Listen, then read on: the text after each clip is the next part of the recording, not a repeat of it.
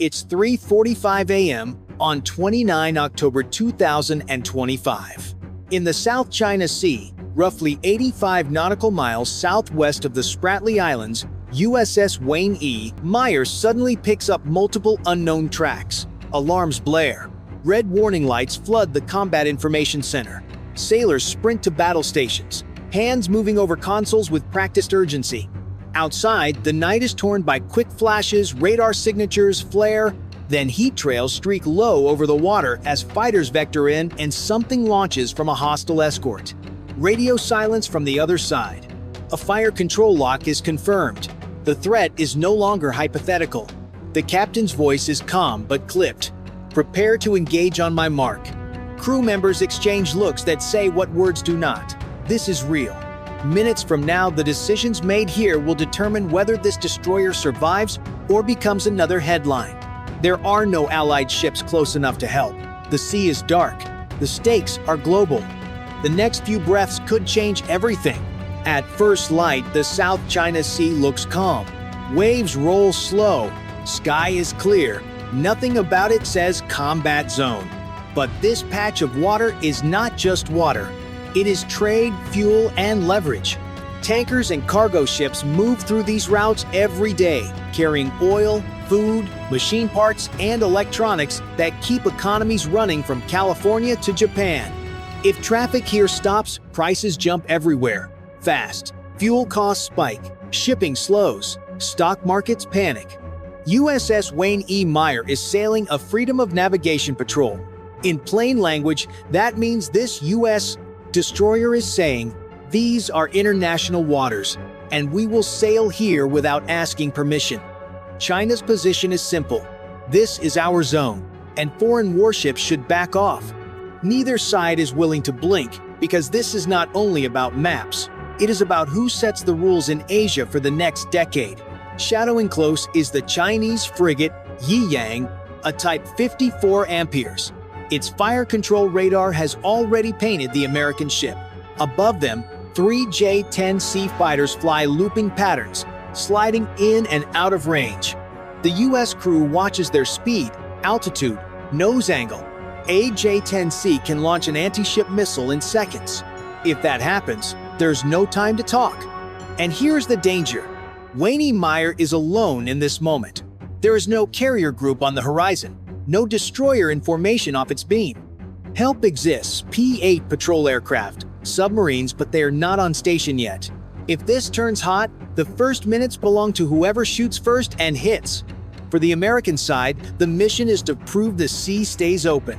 For the Chinese side, the mission is to make that claim painful, and to show Asia that the US cannot sail here without a cost. If you were the captain right now, do you hold and wait or shoot first to survive? Comment 1 to hold, 9 to fire. 3:58 a.m. The radar tone sharpens. The bridge falls silent except for the steady hum of electronics. On the main display, a single track splits into 3 fast, low, and inbound. The Combat Information Center confirms. Possible YJ-83 anti-ship missiles launched from the Yiyang. There's no more doubt. The battle has begun. SM-2 ripple fire. The captain orders. Vertical launch system hatches snap open, and within seconds, white fire erupts skyward. 2 missiles arc into the dark, guided by Aegis radar, streaking out to meet the threat. In the control room, the weapons officer calls out times to impact. The intercept window is narrow, 30 seconds, maybe less. On deck, sailors brace as the destroyer shudders from the shockwave of its own launch. Then, another lock warning sounds. This time, it's from above, 3 J-10C fighters diving in from the east. Their formation is tight, their radar emissions clean and cold. The bridge recognizes the tactic instantly.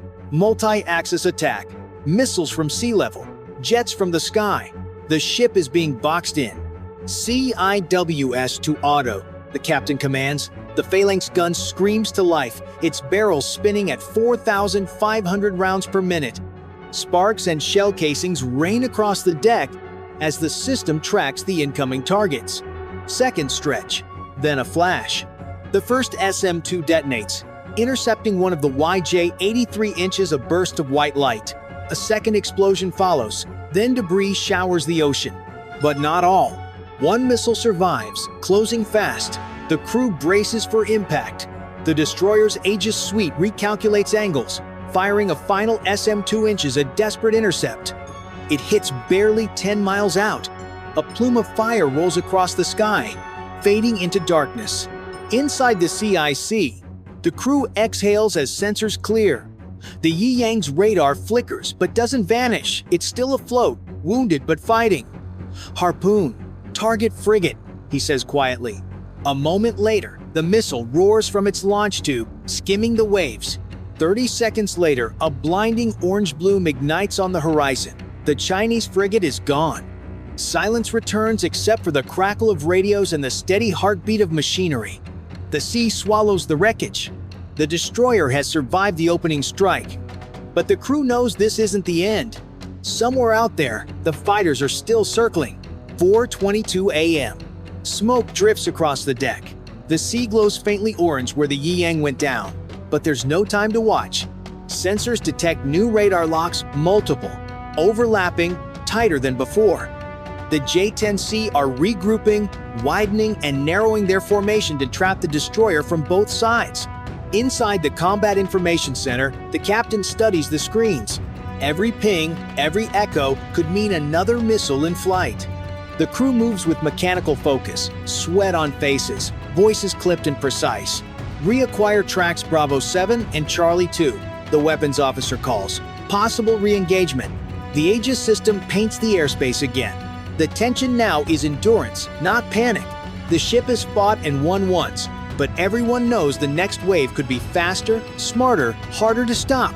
Even one hit could cripple sensors or engines. "Maintain course 210, the captain orders. The destroyer tilts slightly, narrowing its radar cross-section. Small shifts by seconds. On deck, gunners rotate the CIWS toward the sky while others reload missiles. Above, the low hum of jets builds to a roar. Suddenly, flares bloom through the clouds. The J-10C dive again. Low, fast, unpredictable. The captain orders chaff and decoys. Silver clouds burst from launchers, drifting like metallic rain. For a moment, radar dissolves into chaos. Then, through static, 3 fresh blips reappear still inbound. The destroyer fires short defensive bursts. The sky turns white with tracer fire. One jet climbs hard, another banks low, trying to bait the CIWS into wasting ammo. The crew holds fire until the threat crosses inside lethal range. Then, the gun erupts again, a storm of tungsten cutting through darkness. Fragments splash into the sea. One fighter is hit, smoke trailing before it disappears into the horizon. The others vanish behind radar clutter, breaking contact. The bridge falls silent. The adrenaline fades, replaced by the weight of realization. This isn't victory, it's a pause. The destroyer has survived again, but both sides know it's only round 2 of a much larger fight. If you were in that Combat Information Center right now, would you press on for another engagement or call it done? Type 1 for press on, 9 for stand down. 4:47 a.m. The radar screen clears for a moment, then flashes again. A new contact appears. Smaller, lower, almost invisible against the sea clutter. It's not a fighter or a ship. It's moving too fast, too irregular. The operator leans forward. Surface drones, multiple signatures. No one expected this. Small craft skimming the waves, loaded with explosives and jammers. The Yi Yang may be gone, but its network isn't. Someone else, maybe a relay drone or a distant ship, has launched these. The destroyer moves to close defense. CIWS manual, the captain orders. Gunners take control. Searchlights sweep the dark sea, catching brief glints between waves. One target appears dead ahead, barely a speedboat. The gun fires, tracers cut the mist, and the first drone erupts in flame, scattering debris. But more are coming. 3, maybe 4, zigzagging under radar. Each echoes faintly metal, not fiberglass. They're armed and closing fast. The captain orders speed. The Wayne E. Meyer surges forward, engines straining. The ship banks hard, forcing the drones into its kill zone. Water sprays over the bow as the crew tracks and fires. Each hit shakes the deck. But still they come. One drone slips through too low, too fast. The phalanx can't depress enough. Portside gun. The cannon fires 2 bursts. The target explodes barely 50 yards off the hull. The shockwave slams the ship, but she holds. Then, silence. Smoke and drifting fragments cover the water. The crew exhales, hands still on triggers. They've survived another wave, but something has changed. The enemy isn't fighting to win, they're testing, adapting. The next attack will be different. 5:12 a.m. The horizon is burning red with dawn, but no one on the bridge looks up. The radar hums with new returns fast, clustered, closing in. This time, it's not just drones or fighters. The system tags multiple high-altitude objects. The operator's voice tightens. Missile launch coastal origin, bearing 320. This is the escalation everyone feared. Land-based YJ-83, fired from mainland batteries hundreds of miles away. The Wayne E. Meyer is no longer fighting a ship. It's now in the crosshairs of an entire theater. If one gets through, there's no backup ship to take the hit. There's no one else between this destroyer and the bottom. VLS ready all tubes, the weapons officer says. The destroyer turns into the attack, engines at full power. Alarms scream across every deck. All hands brace for impact. Boots slam against steel. Safety straps click. No one is talking bravado anymore. The first SM-2 streak upward in a brilliant arc, leaving trails of light across the gray dawn. Seconds later, explosions flare in the upper sky. One missile intercepted, then another, but more are still coming. The captain orders electronic countermeasures. The air fills with bursts of chaff, decoys, static. The Aegis Suite updates targets faster than human eyes can track. Threat inbound, 5 miles. The ship rolls hard to port, cutting its radar profile. The CIWS roars again, tracers carving golden lines through the haze. 2 more detonations flash across the horizon. Then one alarm remains single target, still inbound. Last shot, make it count. The final SM-2 launches, slicing through the dawn. On the monitor, the 2 blips converge, then disappear in a single flare. Silence. The intercept worked. The bridge holds its breath for 5 full seconds before anyone speaks. The crew breaks into tired cheers, drained and shaking but alive. Smoke drifts across the deck as the destroyer steadies its course. On radar, the last echoes fade away. They've stopped the strike, for now. But the cost is clear. China just fired from the shore. That means this isn't a close encounter anymore, it's a signal to the world. One wrong move now, and the next exchange won't stop at sea. If you think the Wayne E. Meyer was right to stand its ground, hit 1. If you think it should have pulled back to avoid war, hit 9 inches the comments. 6:05 a.m. The battle is over, but the silence feels heavier than the fight. The sea around the Wayne E. Meyer drifts with smoke and wreckage fading into the dawn. The crew moves slowly now, checking systems, patching lines, logging every round fired. No one celebrates. Everyone knows how close it came. News of the clash spreads within hours. Satellite images show the burning wreck of the Yiyang and missile intercepts flashing across the sky. Beijing calls it a provocation. Washington calls it self-defense. Both sides raise alert levels. Neither wants to back down first. Across the Pacific, markets shake. Oil prices jump. Shipping companies reroute tankers away from the South China Sea. Traders in Hong Kong and Singapore watch fuel futures spike in real time. A single destroyer versus frigate fight just rattled the global economy. In the Combat Information Center, the captain watches the calm sea on his screen, knowing it's an illusion. Every radar contact could be the next spark. He tells his XO quietly, "They'll come again. Different approach, different weapon, but they'll come." And that next hit may not be ship to ship.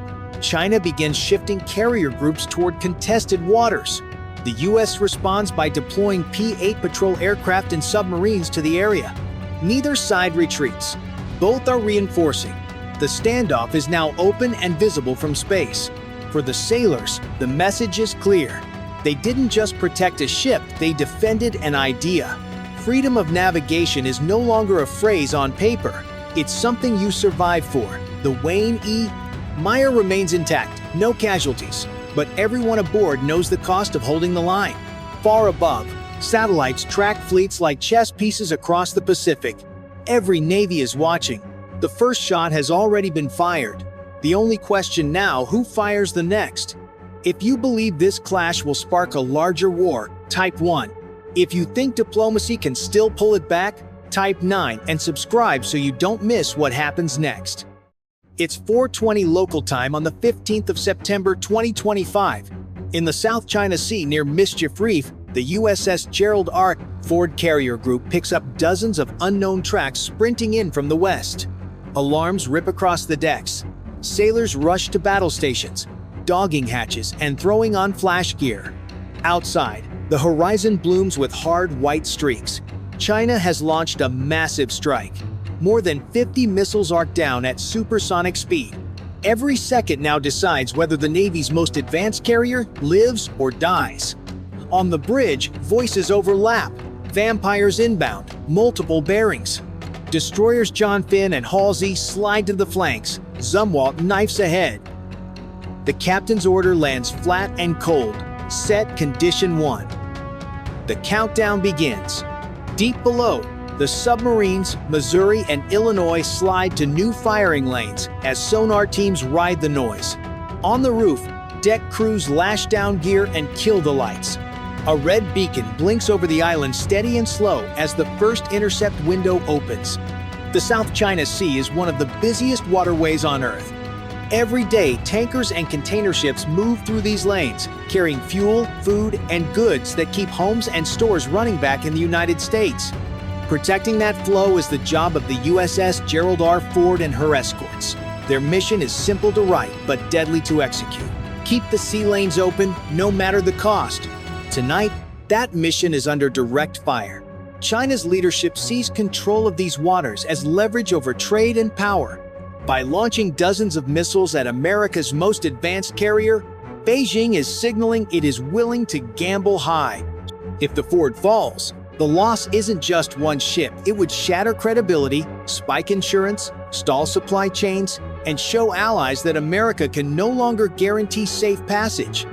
The ripple effect would reach living rooms in Los Angeles and warehouses in Chicago within weeks. But the carrier group is no stranger to pressure. Every sailor on board knows the risks, and every allied partner watching understands the stakes. This is not only about steel and fire, it's about proving who controls the sea.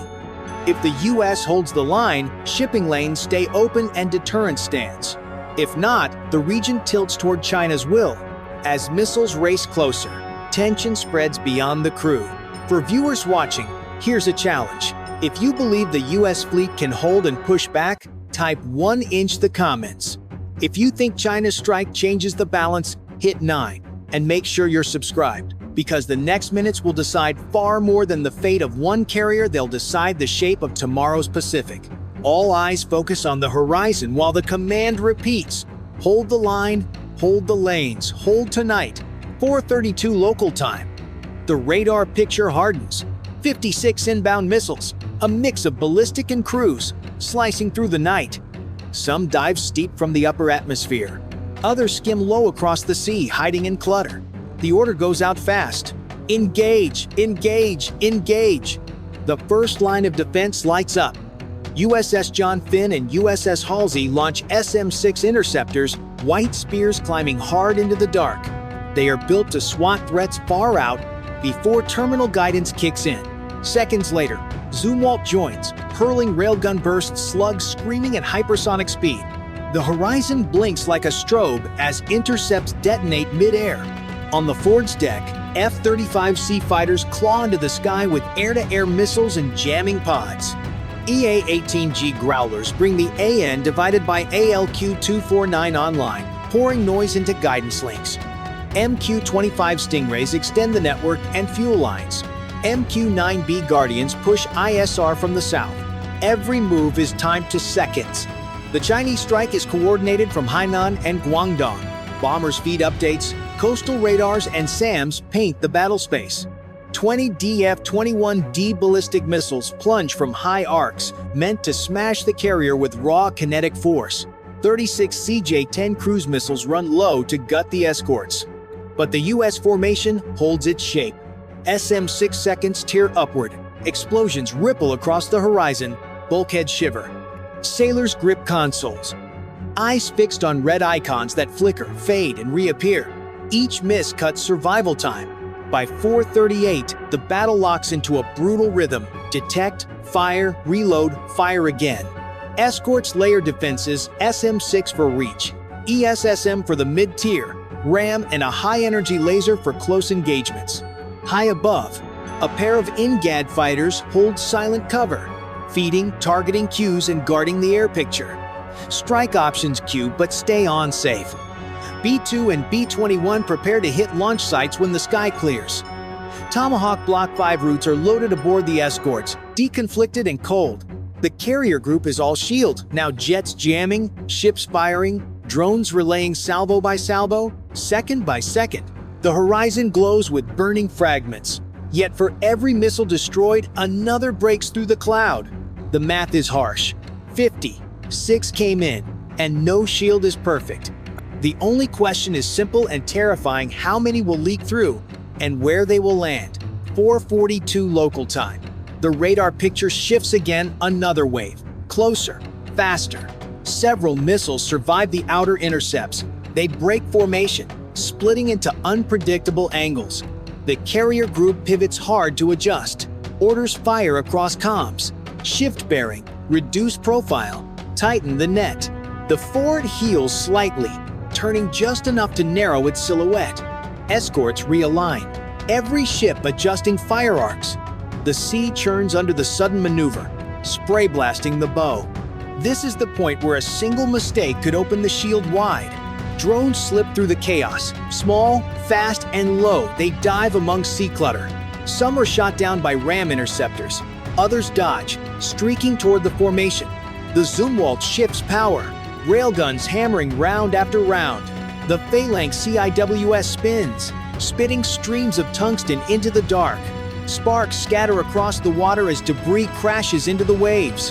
Inside combat information centers, sailors fight exhaustion and fear. Consoles flash warnings. Icons blink red, then vanish, then reappear. Every operator knows what's at stake. If even one warhead gets through, it could cripple a destroyer. Or worse, punch a hole in the carrier's flight deck.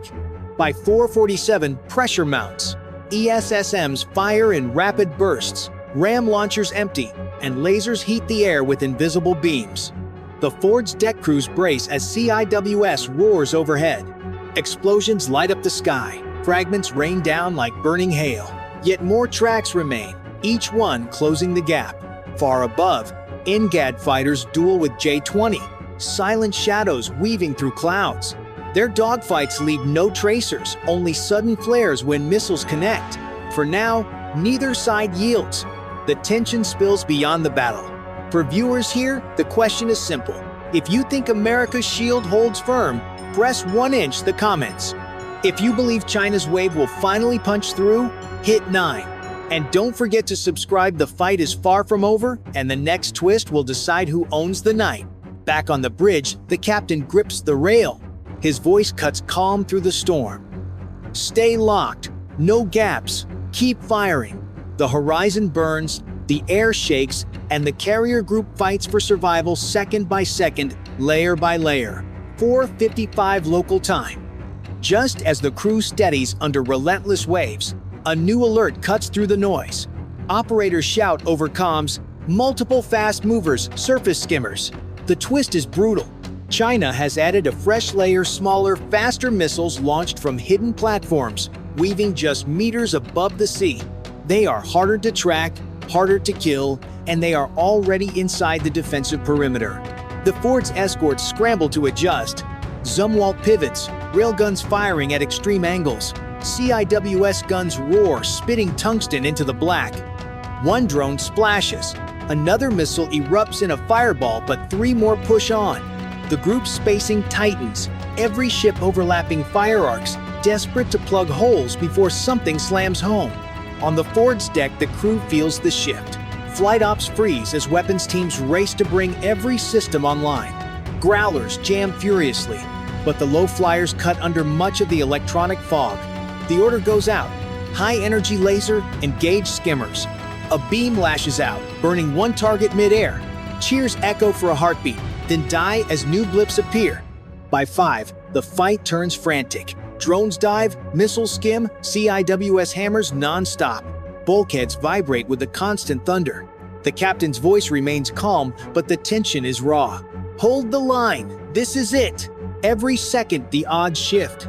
Damage control teams spread along the catwalks with hoses and foam, helmets glowing red.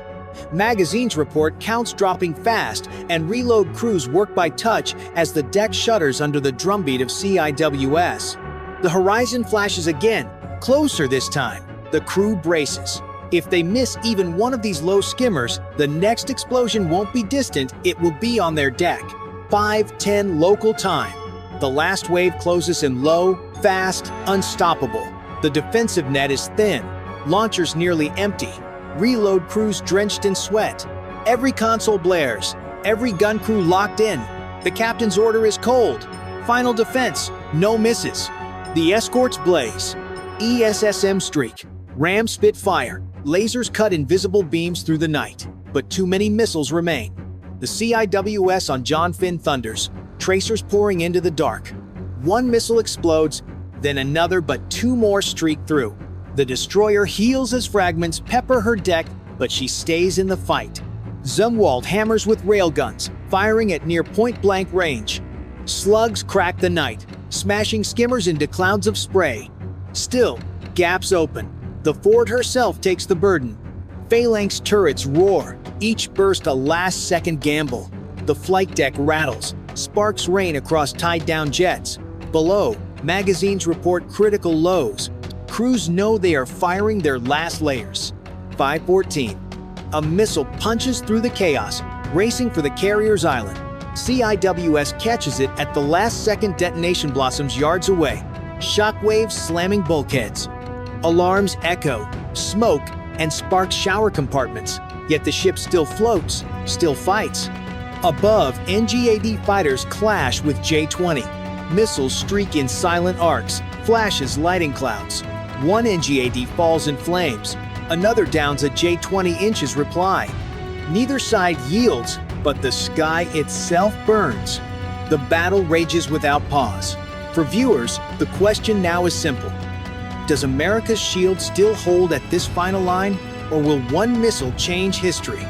If you believe the carrier endures, press 1" the comments. If you think this wave finally breaks her, press 9. And make sure you subscribe. The outcome here decides not just this fight, but the shape of tomorrow's war. 5:20. The last inbound dives low, slipping under radar. A CIWS mounts, swivels, fires, tracers hammer. At the last instant, the target erupts in flame, fragments hissing into the sea. The deck shakes, spray crashes over the bow. For a moment, silence. Then only the wind and the hiss of cooling barrels. The horizon clears. The Ford is still there, scarred, scorched, but alive. 5:30 local time. The sea is quiet at last. Smoke drifts across the decks, the smell of fuel and burnt metal hanging heavy in the air. Sailors step out from behind armor, eyes wide, ears ringing from hours of thunder. The Ford is scarred, her paint blistered, antennas bent. One phalanx mount silent, but she is afloat, and that matters more than anything. Damage control crews swarm the ship, sealing bulkheads, patching ruptures, spraying foam into smoldering compartments. Below, magazines sit nearly empty, racks stripped bare. The escorts limp in closer, hulls marked by shrapnel but still keeping station beside their carrier. They fought, they bled, and they survived. For China, the strike was meant to send a message. Even America's strongest ship can be brought down. But tonight, the message cuts both ways. 56 missiles, waves of drones, stealth fighters, and still, the carrier group stands. That proof will echo in every war room, from Washington to Beijing. Strategists will argue the math. Each missile cost a fraction of an interceptor. Each drone burned resources far beyond its price tag. Cheap attacks forced expensive defenses. and that equation will shape the next war. Allies will study this and take comfort. The US still holds the line. Adversaries will study too, knowing that even the best shield can be strained. On the bridge, the captain's report is blunt. The ship is operational. Flight deck clear. We remain in the fight. It is survival, but not without cost. America's edge is proven, yet its limits have been revealed. For those watching, the clash leaves one final question. Did tonight show that US power is unbreakable, or that China's persistence is closing the gap? If you stand with the carrier's survival, press 1 inch the comments. If you believe Beijing's strike achieved its aim, press 9 and subscribe now. The next encounter may come sooner than anyone thinks. The horizon glows faint with first light. The Ford moves forward, steady despite the scars. The sea lanes remain open for now, but the battle for control of the Pacific is far from over.